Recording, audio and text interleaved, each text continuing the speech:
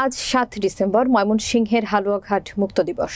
১৯৭১ সালের এই দিনে পাক হানাদারদের বিরুদ্ধে মুক্তিবাহিনীর ছাত্র, কৃষক এবং আমজনতা সশস্ত্র যুদ্ধে অবতীর্ণ হয়ে এই অঞ্চলটিকে শত্রুমুক্ত করে স্বাধীন করে। মুক্তিযোদ্ধা, মুক্তিকামী ও সাধারণ মানুষ মিছিল বের করে আনন্দ উল্লাসে মেতে ওঠে। বিস্তারিত দেখুন হালুয়াঘাট প্রতিনিধি জুলফিকার আলী জুলমতের তথ্যচিত্রে। প্রতি বছরের ন্যায় এবারও যথাযোগ্য মর্যাদায় উপজেলা নির্বাহী অফিসার এরশাদুল আহমেদের সভাপতিত্বে সকালে মুক্তিযোদ্ধা কমপ্লেক্সে জাতীয় পতাকা উত্তোলনের মধ্য দিয়ে দিবসটি পালিত হয়। পরে কমপ্লেক্স প্রাঙ্গণ হতে একটি র্যালি পৌর শহরের প্রধান প্রধান সড়ক প্রদক্ষিণ শেষে মুক্তিযোদ্ধা স্মৃতি স্তম্ভে পুষ্পস্তবক অর্পণ এবং সংক্ষিপ্ত আলোচনা সভা ও দোয়া অনুষ্ঠিত হয়।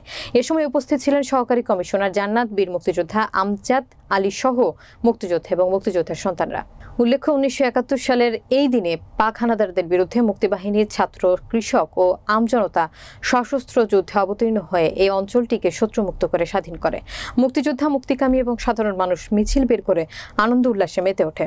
মুক্তিবাহিনীর সদস্যরা আনন্দে মাতিয়ে তুলে সীমান্তবর্তী উপজেলা হালুয়াঘাট।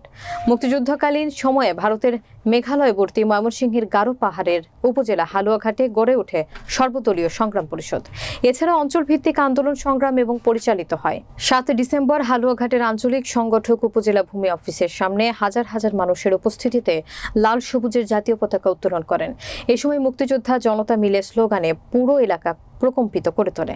শত্রুমুক্ত হয় হালুয়াঘাট। এরপর থেকে ৭ ডিসেম্বর যথাযোগ্য মর্যাদায় হালুয়াঘাটে বিভিন্ন কর্মসূচির মধ্য দিয়ে দিবসটি পালন করা হয়।